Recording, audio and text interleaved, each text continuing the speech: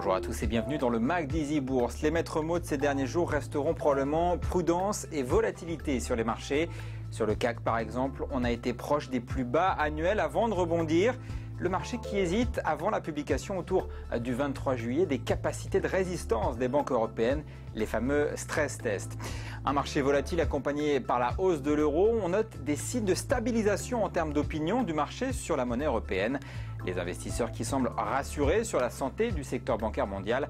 On parle dans un instant de l'économie américaine alors qu'une nouvelle période de résultats s'ouvre la semaine prochaine. Zoom sur les indicateurs qui feront réagir les marchés. Mardi, direction l'Allemagne pour l'indice ZOO, le moral des investisseurs. Un indice qui a nettement reculé en juin. Certains s'attendent à ce que le redressement de l'économie allemande s'affaiblisse d'ici à la fin de l'année.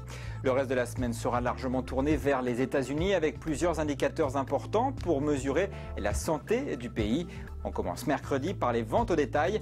L'occasion, Hélène Botchon, de faire le point sur l'activité américaine. Cet indicateur des ventes de détail pour le mois de juin a en effet une importance particulière aujourd'hui car il concerne un élément clé de la dynamique de la reprise américaine, à savoir le consommateur américain, alors même que les inquiétudes sur la solidité et la rapidité de cette reprise refont surface.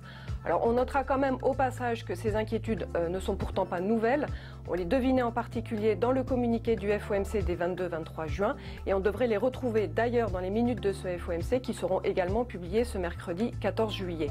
Alors pour ne rien arranger, le total des ventes de détail risque d'être tiré vers le bas par la chute de 5% environ des seules ventes de voitures. Un chiffre négatif ranimerait les craintes des marchés d'une rechute en récession de l'économie américaine, des craintes qui pourtant à ce stade ne sont pas justifiées. C'est vrai que le consommateur américain n'a pas vraiment le moral, c'est vrai aussi que le redémarrage de l'emploi est pour le moins timide, sauf que ce redémarrage de l'emploi est réel et il génère suffisamment de revenus pour soutenir la consommation aujourd'hui et demain et donc au final une croissance américaine autour de 3%. Tout de suite on découvre la valeur de la semaine. La valeur de la semaine, c'est seloger.com, le leader français des annonces immobilières sur Internet. Un groupe dont le chiffre d'affaires pourrait doubler dans les 5 ans, si l'on en croit Diane Bruno.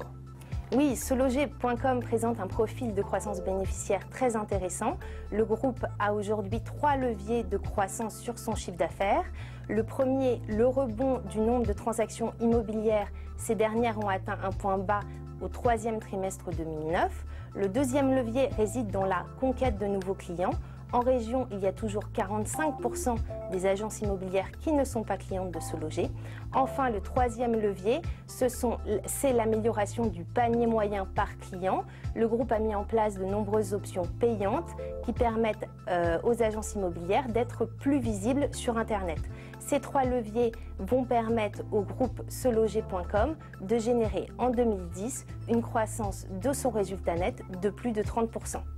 Le max est fini pour cette semaine. Rendez-vous la semaine prochaine pour un nouveau décryptage des enjeux du marché. Et bien sûr, d'ici là, toute l'info boursière est en continu sur Easy Bourse.